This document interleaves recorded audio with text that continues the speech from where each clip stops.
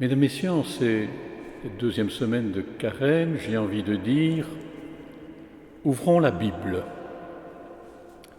Je ne vous apprends rien.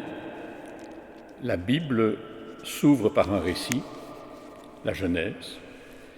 Elle se poursuit par un autre récit, l'Exode.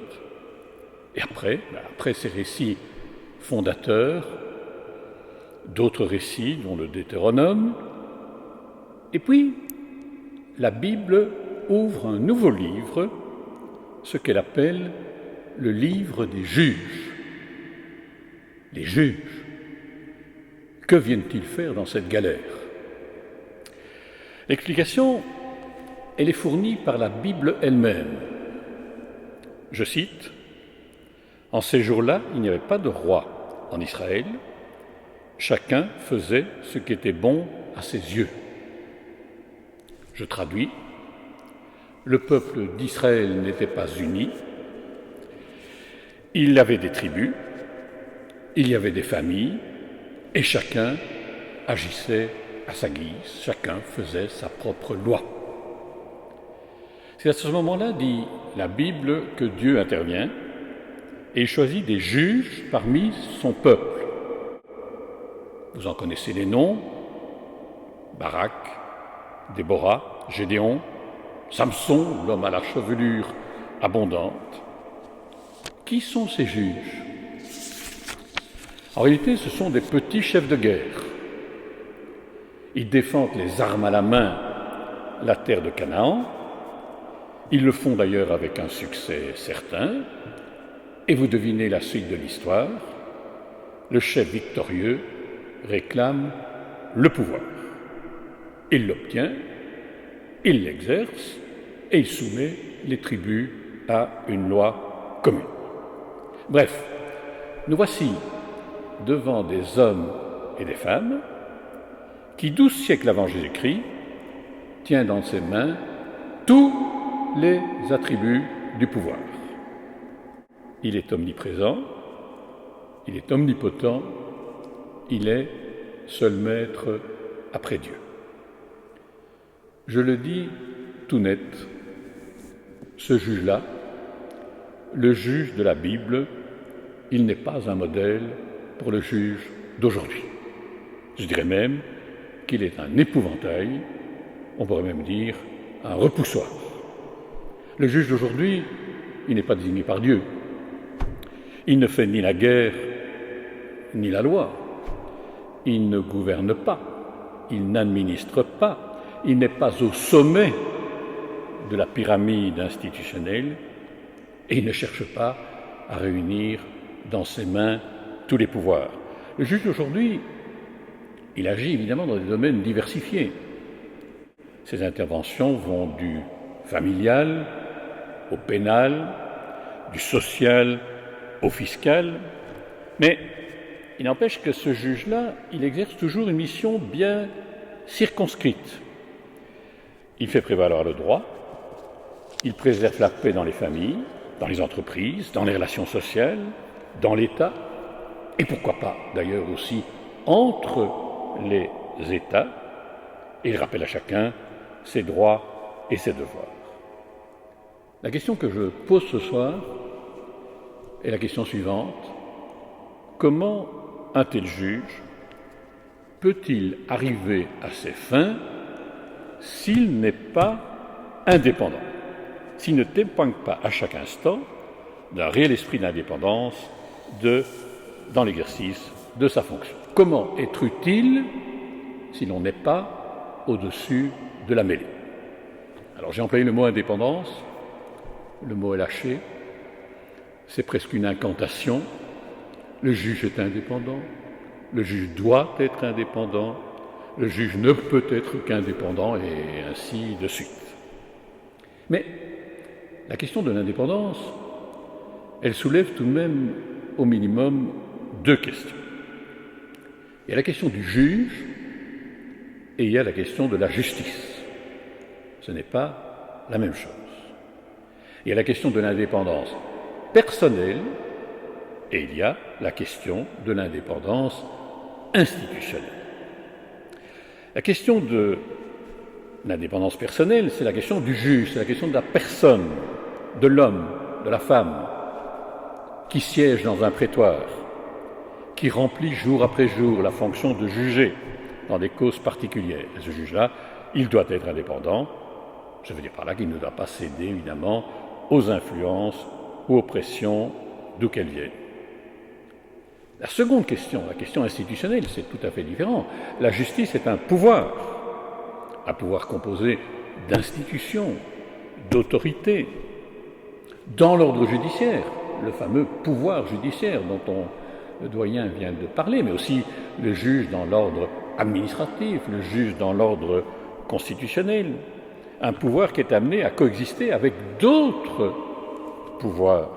Je pense évidemment au gouvernement et au Parlement. Et la justice, prise à ce moment-là comme un tout, comme un ensemble, doit être indépendante, elle ne doit pas obéir aux autres pouvoirs, elle ne doit pas travailler sous leurs ordres ou sous leurs injonctions. Ces deux questions, indépendance personnelle et indépendance fonctionnelle, je voudrais les examiner dans la Belgique de 2022. C'est le cadre immédiat, c'est le cadre actuel, mais nous savons ou nous devinons aussi que ces questions ne sont pas typiquement belges et qu'elles se posent souvent à l'échelle d'un continent. Je constate que l'Union européenne, pour l'instant, a dans le collimateur 2 États d'Europe centrale, la Pologne et la Hongrie.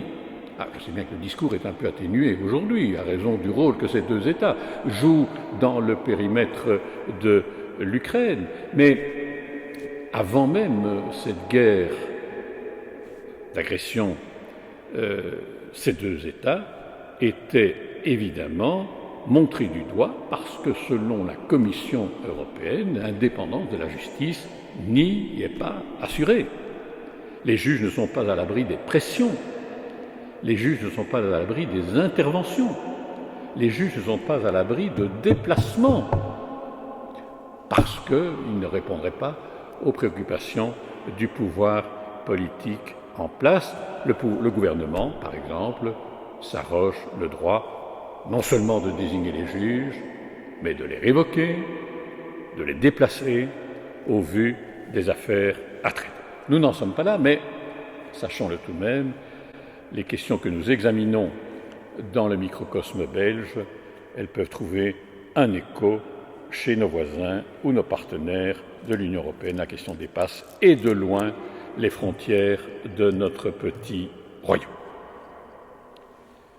Prenons d'abord la question de l'indépendance personnelle du juge. Quels sont les devoirs qui incombent à un juge indépendant? Quelle est la liste de ces devoirs? Quel est le statut qu'il peut revendiquer en contrepartie? Alors, j'ouvre d'abord le registre des devoirs. Je rends la justice. Je dois être indépendant. Cette obligation, elle s'impose à moi en tout temps, avant, pendant et après le procès. Qu'est-ce que ça veut dire? Avant le procès. Je ne dois pas avoir partie liée, ni de près, ni de loin, avec l'une des parties à la cause. Je ne peux pas, comme on dit, être juge et partie. C'est une évidence. Si je suis proche d'une partie, je dois avoir le réflexe de me récuser. D'autres jugeront à ma place de l'affaire qui est pendante. Avant le procès. Pendant le procès, je ne dois pas exprimer mes préférences pour l'une ou l'autre thèse. Je ne dois pas donner l'impression que ma conviction est faite d'emblée. Je dois écouter avec une égale attention les arguments des uns et des autres. Je dois me laisser guider par la raison et pas par l'émotion ou par des éléments extrinsèques au procès en cours. Je m'exprimerai, bien sûr, mais à l'issue d'un débat contradictoire, à l'issue d'une délibération avec mes collègues, et à ce moment-là, je rédigerai à tête reposée ma décision et je la ferai connaître à tous. Avant le procès, pendant le procès, après le procès, j'ai toujours eu cette formule qui est de dire un juge s'exprime dans sa décision, dans son jugement, dans son arrêt. Un juge n'a pas à s'expliquer devant les caméras de la télévision. Le juge n'a pas à venir au journal télévisé pour expliquer quel est le sens de la décision qu'il a prise. Cette conception stricte et rigoureuse de l'indépendance, la Cour de cassation, je parle sous le contrôle du président Storck, la Cour de cassation a tenu à la rappeler dans le célèbre arrêt Spaghetti. Vous connaissez les données du problème, je ne rappellerai pas nécessairement toutes les circonstances de l'affaire. Nous sommes en 1996 et le juge d'instruction, Jean-Marc Conroth, est en charge du dossier Dutroux. Il est, un soir, invité par un comité de parents à participer, nous sommes le 21 septembre, à un souper, spaghetti. À ce dîner, à ce souper, sont présentes Laetitia Delay et Sabine Dardenne. Des photos sont prises, elles sont publiées dans le journal Vers l'avenir, elles sont explicites. Le juge Conroth a pris le parti des victimes de Dutroux. C'est une erreur et il le reconnaîtra d'ailleurs par la suite. La question était sans doute de savoir, j'ai employé cette formule à l'époque, s'il fallait réparer une erreur en commettant peut-être une autre erreur. Voilà. Ça, c'est encore un autre débat.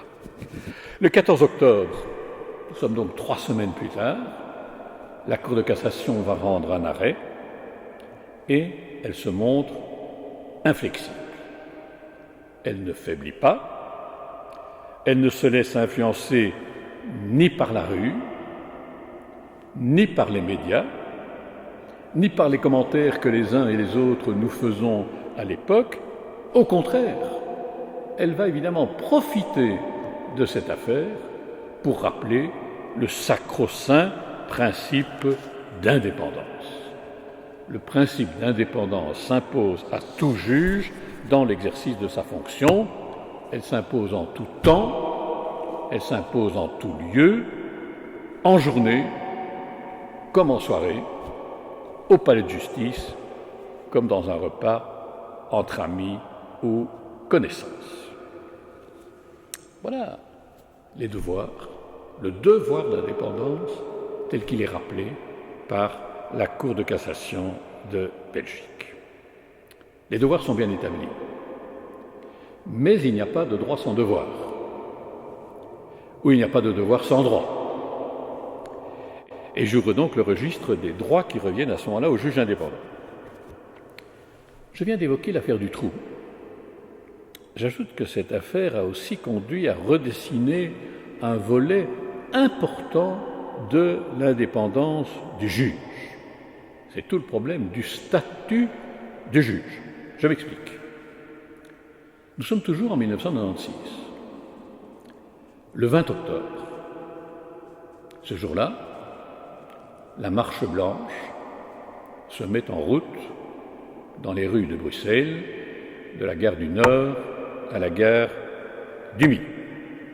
La foule est immense, 350 000 personnes dans les rues de Bruxelles.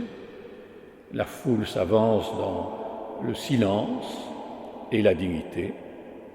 J'y suis, avec bien d'autres.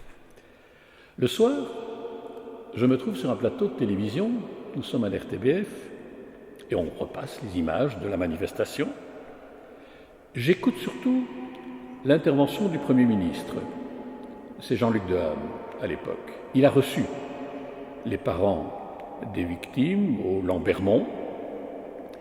Et son commentaire, à l'issue de cette visite, est on ne peut plus laconique, c'est le style de Hanien. Il faut revoir, il faut réviser l'article 151 de la Constitution. Il faut réviser l'article 151 de la Constitution. Stupeur. Stupeur dans le studio de télévision, stupeur dans les foyers, personne ne comprend cette formule sibylline. Heureusement, moi, j'ai toujours un exemplaire de la Constitution à portée de la main. Je me précipite sur l'article 151 de la Constitution. Qu'est-ce qu'il dit dans la version de l'époque? Les juges de paix et les juges des tribunaux sont nommés directement par le roi. Sont nommés directement par le roi. On me demande de décoder le discours de Hanien. Qu'est-ce qu'il a voulu dire, Jean-Luc? Qu'est-ce qu'il a voulu dire, le Premier ministre? Eh bien, je crois que l'explication est assez simple. Mesdames et messieurs les juges, vous vous dites indépendants. Vous venez de rappeler dans l'arrêt Spaghetti que l'indépendance était un principe fondamental dans l'exercice de sa fonction. Tout ça, c'est très bien. Mais est-ce que vous n'avez pas oublié une chose? Qui vous a désigné? Qui vous a nommé? La réponse, vous la connaissez, elle est inscrite dans l'article 151, c'est le pouvoir politique représenté par l'exécutif, avec parfois une consultation du Parlement, qui vous a nommé. Est-ce que vous êtes vraiment aussi indépendant que vous ne le dites? Ça, c'est la question de Dehaene le soir de la Marche Blanche. Alors, l'interpellation du Premier ministre n'est pas restée sans suite.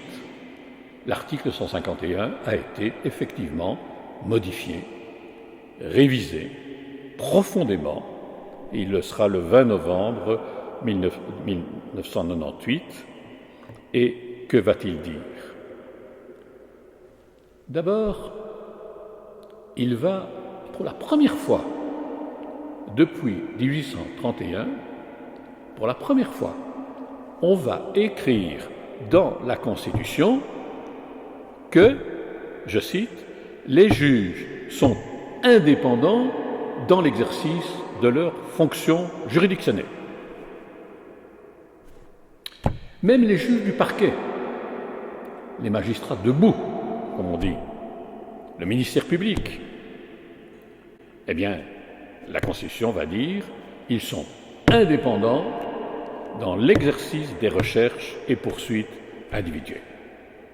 Vous me direz peut-être, ce n'est qu'une proclamation, mais c'est quand même une proclamation qui est importante. L'objectif est affiché et il est haut et clair. Deuxième aspect de la réforme préconisée par Dehaene, Dehaene met en place ce qu'on appelle le Conseil supérieur de la justice.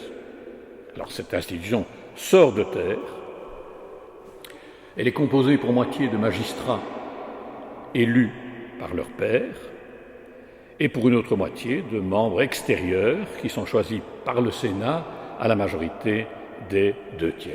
Et ce Conseil supérieur de la justice, qu'est-ce qu'il fait? Il est notamment chargé d'organiser les épreuves de recrutement, de sélectionner les candidats en fonction de 2 critères. D'abord, leurs compétences, ensuite, l'aptitude à remplir une fonction déterminée. Je pourrais dire, mais ça c'est de la déformation professionnelle, que le Conseil supérieur de la justice fonctionne un peu comme un jury universitaire qui choisit les meilleurs pour remplir des fonctions déterminées. Par contre, il est évidemment interdit au Conseil supérieur de la justice de tenir compte de préoccupations qui seraient des préoccupations idéologiques, philosophiques, politiques. On ne peut que se féliciter de cette réforme qui est intervenue à la suite des éléments et des événements que je me suis permis de rappeler. J'allais dire, mais c'est un peu cynique, à quelque chose, malheur est bon. Je viens d'évoquer l'indépendance personnelle du juge. Il faut aussi évoquer, et c'est la deuxième partie de mon intervention, l'indépendance institutionnelle du juge, de la justice. Pardon. Il faut quitter le juge, ou plus exactement, il faut sortir le juge du cocon de son prétoire, et il faut replacer le juge dans l'appareil des institutions de justice au sens général du terme. Je veux en effet être clair, l'indépendance personnelle du juge n'a de sens que si elle va de pair avec l'indépendance institutionnelle de la justice. À quoi bon des juges compétents, à quoi bon des juges intègres, si la justice est soumise aux diktats et aux volontés du pouvoir politique. Alors, regardons maintenant l'architecture générale de l'État belgique. J'ai la faiblesse de croire que, mis à part tout le volet fédéral, l'architecture n'est pas aussi complexe qu'on veut bien le dire. La justice est un pouvoir, et ce pouvoir est placé à côté d'autres pouvoirs, l'exécutif et le législatif. Et cette situation institutionnelle, je serais tenté de dire cette proximité institutionnelle, soulève évidemment des questions essentielles. Quels sont les rapports qui peuvent ou qui doivent exister entre les trois pouvoirs, ou qui au contraire ne peuvent pas ou ne doivent pas exister entre les trois pouvoirs? Comment assurer une coexistence pacifique entre eux? Est-ce que la justice ne va pas perdre son âme, ne va pas perdre son indépendance, si elle entre dans un jeu institutionnel dont elle ne détient pas toutes les cartes? Est-ce que dans ce jeu triangulaire, certains parlent d'un billard à trois bandes, est-ce qu'elle ne va pas apparaître rapidement comme le maillon faible, à côté de pouvoirs dominants? Est-ce que la justice ne va pas être réduite à un rôle qui est celui d'un contre-pouvoir? À ces questions, qui sont évidemment au cœur du fonctionnement de toute société démocratique, on apporte généralement deux réponses. Une réponse théorique, je serais tenté de dire une réponse irénique. C'est la réponse de Montesquieu. Pour préserver l'indépendance de la justice, il faut et il suffit d'assurer la séparation des pouvoirs. Il y a une seconde réponse, qui est une réponse pratique, pour ne pas dire une réponse réaliste, c'est celle des observateurs du paysage judiciaire d'aujourd'hui qui, eux, n'hésitent pas à constater la concurrence, parfois même la guerre, qui peut naître entre les pouvoirs. Et il n'est pas certain que la justice sorte toujours victorieuse de ces conflits. Elle doit en tout cas faire face à un ensemble de menaces. Un mot sur la séparation des pouvoirs. La réponse idéale ou irénique. Relisons un instant Montesquieu. Je rappelle en passant que Montesquieu était magistrat. Il était magistrat au Parlement de Bordeaux. Avec cette précision, c'est que sous l'Ancien Régime, les parlements étaient des cours de justice. Et dans ses ouvrages, Montesquieu a exprimé une maxime très simple qui, à son estime, devrait commander l'organisation et le fonctionnement de toute société politique. Cette maxime, c'est donc celle de la séparation des pouvoirs. Montesquieu n'emploie pas l'expression, mais c'est quand même l'idée qui traverse toute son œuvre. Dans ce discours et dans ses livres, Montesquieu part du principe suivant: dans un État, il y a plusieurs fonctions. Gouverner, légiférer, administrer, contrôler, juger. Toutes ces fonctions ne doivent pas être confiées à une seule autorité ou à une seule personne. Ça, si on pratique de cette manière-là, on organise la dictature de cette personne ou la dictature d'un groupe. Et donc, Montesquieu nous livre une sorte de conseil de méthode. Dans une société démocratique, il faut distribuer les fonctions entre plusieurs autorités. Il faut leur assigner des fonctions différentes.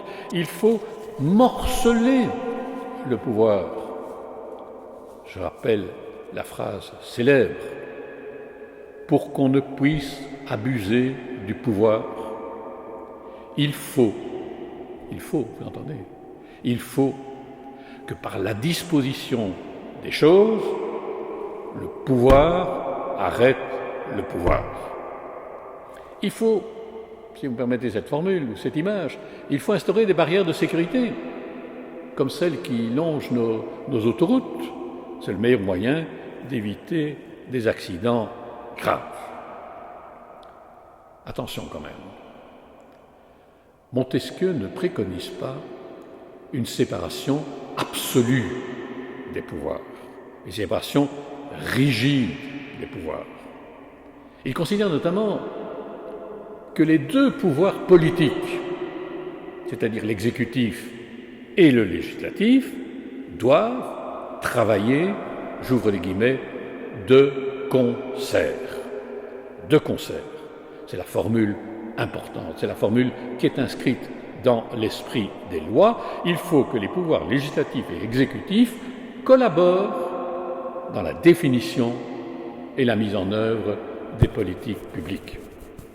Je sais bien que, même encore aujourd'hui, certains considèrent que le Parlement est là pour s'opposer au gouvernement. Ça n'a pas de sens. Le Parlement et le gouvernement travaillent la main dans la main. Le Parlement et le gouvernement sont soudés à travers une majorité qui est une majorité gouvernementale et qui est aussi une majorité parlementaire. Dans un régime parlementaire en particulier, le Parlement et le gouvernement ne sont pas séparés. En tout cas, ils ne sont pas opposés. Ils sont soudés. Ils participent à la réalisation d'un même dessein. Le gouvernement et le Parlement, si vous me permettez cette formule, ce sont les deux doigts d'une même main. Et de ce côté-là, Montesquieu est assez visionnaire parce que cette réalité-là, elle s'est imposée progressivement dans toute une série d'États contemporains. Vous allez me dire, mais et le pouvoir judiciaire et les institutions de justice? La réponse de Montesquieu est d'une clarté lumineuse. Les institutions de justice doivent rester en dehors de ce compagnonnage institutionnel. Elles doivent faire profil bas. Je m'en excuse auprès des magistrats qui sont dans cette salle, mais Montesquieu va jusqu'à dire des trois puissances, des trois pouvoirs dont nous avons parlé, celle de juger est en quelque façon nulle. Nul. Vous avez entendu la formule? Nul. Le mot est fort. Et le mot sort de la bouche d'un magistrat qui a une haute idée de la fonction qu'il remplit. En réalité, Montesquieu exprime une mise en garde. Les institutions de justice ne doivent d'aucune manière contribuer à l'élaboration de la loi. Les institutions de justice ne doivent pas intervenir dans la définition de la politique gouvernementale ou administrative. Elles doivent se contenter de régler des litiges dont elles sont saisies. Elles ne se saisissent pas elles-mêmes des dossiers qui sont déférés. J'allais dire, c'est un appel à la modestie du juge. Et c'est aussi une manière d'ailleurs d'éviter des chocs en retour. Vous me direz peut-être, le diagnostic de Montesquieu est peut-être dépassé. La Cour constitutionnelle, elle annule la loi et les décrets. Le Conseil d'État, il annule les actes administratifs, qu'ils soient réglementaires ou individuels. Il interfère à ce moment-là dans l'exercice de la fonction exécutive. La Cour de cassation statue sur la responsabilité, y compris du législateur et du gouvernement. Elle les condamne à réparer les dommages qu'ils ont causés. Tout ceci est vrai, mais, je le souligne tout de même, dans tous ces cas, les autorités de justice font œuvre négative.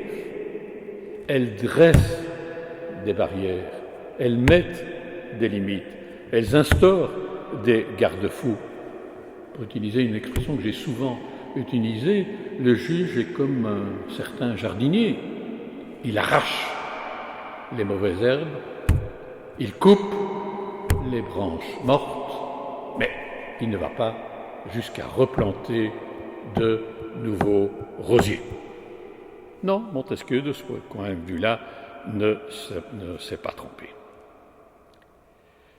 Est-ce à dire que cette vision théorique de Montesquieu est encore en adéquation avec les réalités d'aujourd'hui? Est-ce à dire qu'on peut se contenter de rappeler cette vieille doctrine de la séparation des pouvoirs? Est-ce qu'elle est ce bouclier qui protège les institutions de justice de toute dérive ou de tout accident? Est-ce qu'au nom d'une indépendance fièrement affirmée, la justice peut vivre comme si elle se trouvait dans une citadelle inexpugnable? Ce serait excessif. Nous ne pouvons pas ignorer, en effet, la concurrence qui s'est instaurée entre les pouvoirs. Nous ne pouvons pas ignorer les conflits de tous ordres qui ont surgi entre les pouvoirs. D'un côté, les pouvoirs politiques, législatifs et exécutifs, de l'autre, le pouvoir juridique. Nous ne pouvons pas ignorer ce qu'on appelle aujourd'hui la guerre des pouvoirs, une guerre qui se déroule notamment par l'intermédiaire des médias, qu'ils soient publics ou qu'ils soient sociaux. Alors cette guerre, je vous appelle parler de guerre dans les circonstances du moment, mais enfin, cette guerre, elle se développe aujourd'hui sur 3 terrains. Il y a une guerre de position, il y a une guerre de mouvement, et il y a aussi une guerre psychologique. Une guerre de position. Alors, il y a 3 pouvoirs. Ils s'observent, ils se regardent, ils ne bougent pas. Il faut bien se rendre compte que cet immobilisme-là, il est avant tout préjudiciable aux institutions de justice. La justice ne vit pas comme Robinson sur une île déserte. La justice ne vit pas d'amour et d'eau fraîche. Elle a des besoins qui sont des besoins humains, des besoins matériels, et elle doit évidemment les obtenir du couple gouvernement-parlement. C'est peut-être sur ce terrain-là que l'indépendance de la justice est la plus menacée. Si les cadres ne sont pas remplis, si les recrutements ne sont pas effectifs, si les enveloppes budgétaires restent stationnaires, 1% du budget de l'État, 1%. Si les crédits exceptionnels ne sont pas affectés à la rénovation des bâtiments de justice, les échafaudages du mammouth de la place Poulart en fournissent évidemment un exemple significatif, l'exercice de la fonction de justice peut se trouver compromis. Attention, je ne suis pas de ceux qui disent qu'il suffit de rafraîchir nos palais de justice, de remplir nos cadres, d'informatiser nos services de greffe pour assurer l'indépendance de la justice. La réforme doit aussi être celle des esprits et des comportements. Il n'en reste pas moins qu'une certaine indépendance matérielle et budgétaire peut rassurer les serviteurs de la justice, sur la volonté des pouvoirs publics de veiller au bon fonctionnement d'un service que l'on appelle depuis quelque temps comme essentiel. Une guerre de position, une guerre aussi de mouvement. Plus grave peut-être, il est des cas où le monde politique fait des incursions dans le monde juridique. Et il s'immisce dans l'examen des décisions de justice. Deux exemples. Un exemple assez brutal, l'affaire de Oui. Nous sommes en 2004 et le tribunal de première instance de Oui connaît d'une affaire de droit familial. L'affaire est plaidée, l'affaire est mise, comme on dit, en délibéré, et c'est le moment où le bourgmestre de Oui, par ailleurs présidente du Sénat, Madame Lizin, écrit à la présidente du tribunal et lui demande de statuer dans un sens favorable à l'un de ses concitoyens. C'est une immixtion directe, brutale, dans l'œuvre de justice. La présidente du Sénat a dû faire amende honorable en déclarant à la tribune du Sénat, j'y étais, que manifestement c'était une atteinte inadmissible à l'indépendance de la justice et qu'elle ne le ferait plus. Deuxième exemple, peut-être un peu plus subtil, c'est l'affaire Fortis. Ah oui, l'affaire Fortis, là nous sommes en 2008, la banque Fortis est au bord du gouffre, l'action a perdu 95% de sa valeur, difficile de faire mieux, et pour éviter la faillite, elle revend une partie de ses activités au groupe BNP Paribas. Question, est-ce que cette vente est régulière? L'affaire est portée en justice, je passe sur les détails de procédure, première instance, puis appel. Toujours est-il qu'en 2008, la Cour d'appel de Bruxelles se prononce sur le fond du litige et rend un arrêt le 12 décembre. Ce n'est pas un arrêt anodin, puisqu'il suspend les décisions prises précédemment. Il prévoit l'organisation d'une assemblée générale extraordinaire des actionnaires en février 2009 et il remet finalement en question les négociations qui avaient été engagées avec BNP Paribas. Et à ce moment-là, des rumeurs se mettent à circuler sur les conditions dans lesquelles l'arrêt a été rendu. Est-ce que la justice n'a pas été téléguidée par le Premier ministre et son cabinet? Yves Le Terme, qui a prononcé des paroles mémorables sur les marches de cette cathédrale, se défend comme un beau diable, il nie toute implication personnelle. Par contre, il reconnaît que des membres de son cabinet, le cabinet du Premier ministre, ont eu des contacts suivis avec l'un des magistrats, avec les membres du parquet en charge de ce dossier. Nous entrons ici, évidemment, dans le domaine des liaisons dangereuses. Yves Le Terme croyait apaiser les esprits. En réalité, il va faire fructifier le feu qui était en train de couver. Il met le feu aux poudres, l'émotion est à son comble, et quelques jours plus tard, le ministre de la Justice, puis l'ensemble du gouvernement est amené à démissionner. Ils reconnaissent à mots couverts qu'ils n'ont pas respecté l'indépendance des cours et des tribunaux. Guerre de position, guerre de mouvement, il y a encore une guerre plus délicate, qui est ce que j'appellerais la guerre psychologique. Il arrive aussi que le pouvoir politique et le pouvoir judiciaire se défient. Ils en appellent à l'opinion publique et ils demandent en quelque sorte à l'opinion publique de régler leurs différends. Je prends ici aussi encore un exemple. Je reviens à l'affaire Fortis. Le premier président de la Cour de cassation Guylain Lenders, plus haut magistrat du royaume, a, au mois de décembre 2008, une sorte de coup de sang. Il ne consulte pas ses collègues, il ne consulte pas le parquet de la Cour de cassation.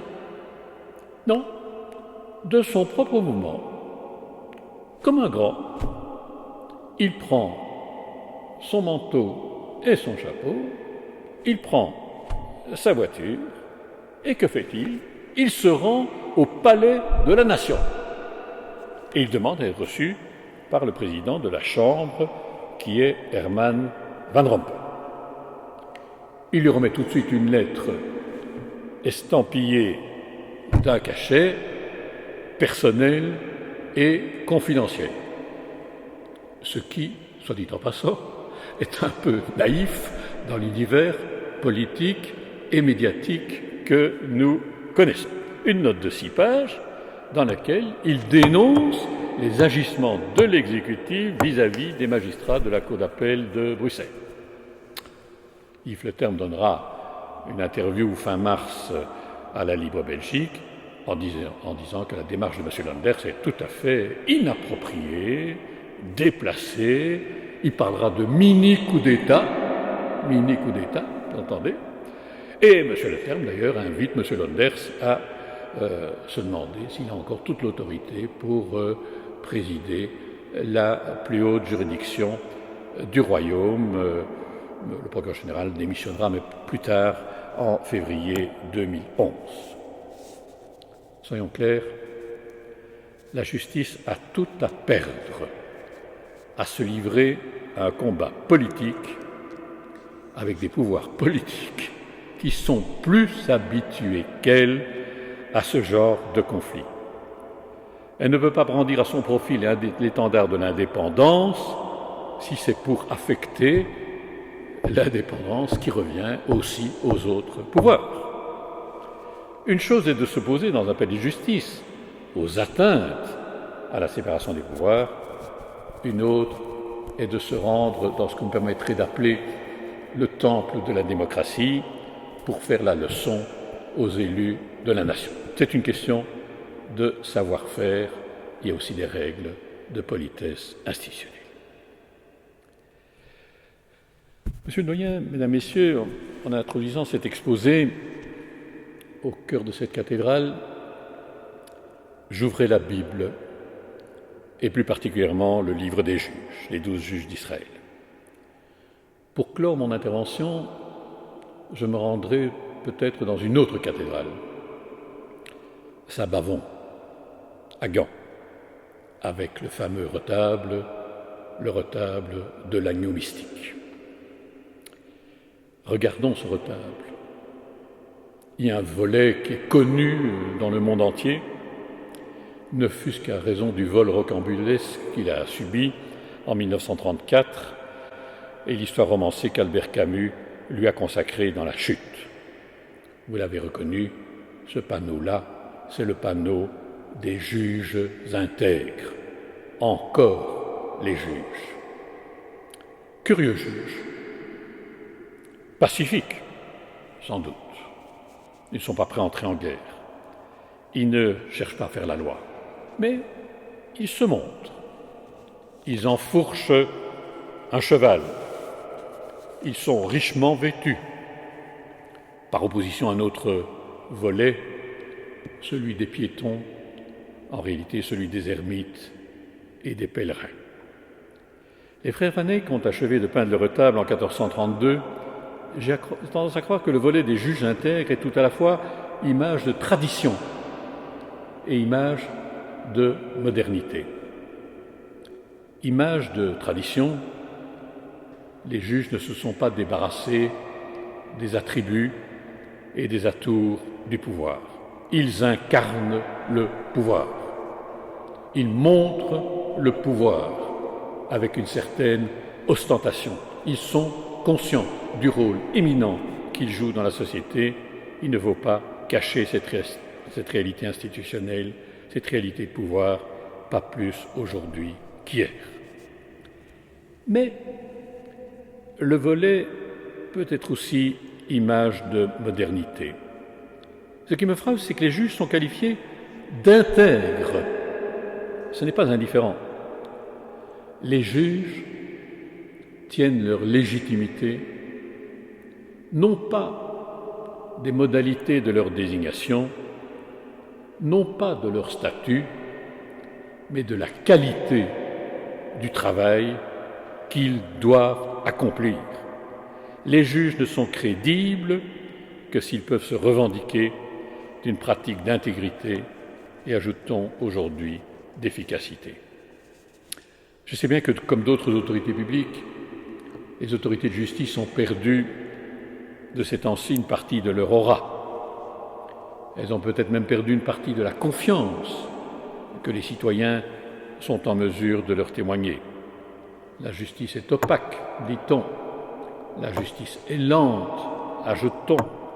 La justice est coûteuse, précise-t-on aussi. La justice se perd parfois dans le dédale de certains dossiers pour en négliger d'autres. Un haut magistrat me disait récemment,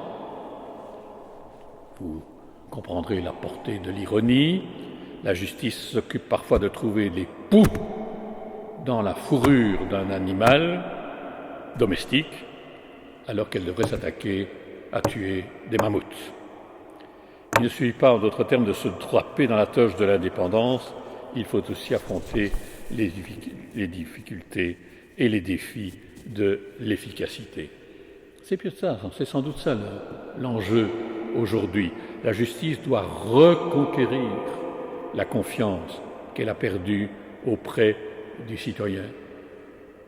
Est-il excessif de dire que finalement l'indépendance, c'est le citoyen qui l'accorde, c'est le citoyen qui la reconnaît, c'est le citoyen qui la construit.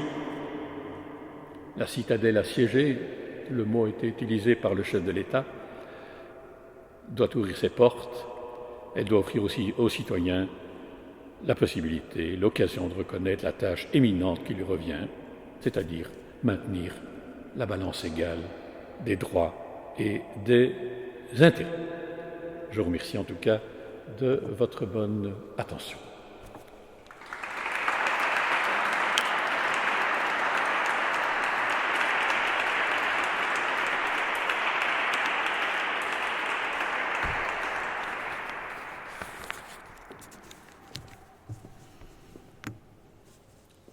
Merci, professeur, pour cet exposé magistral, clair, qui nous permet d'avoir une vision de surplomb, disons, de cette institution essentielle qu'est l'institution judiciaire pour nos démocraties. C'est également important pour la question qui va nous occuper dans les deux conférences suivantes, la question de la punition par la justice, des punitions et notamment de la prison, qui est une des formes importantes de punition. Nous avons maintenant la possibilité de vous poser quelques questions d'élucidation. Cela se fera par le truchement de billets que nous allons connaître. C'est plutôt des questions écrites chorales, ce qui laisse le temps d'y réfléchir. Encore Dans les deux sens. Dans les deux sens. Réfléchir dans les deux sens. Pendant encore 20 ou 25 minutes, nous aurons ainsi la possibilité d'un dialogue avec vous. Volontiers.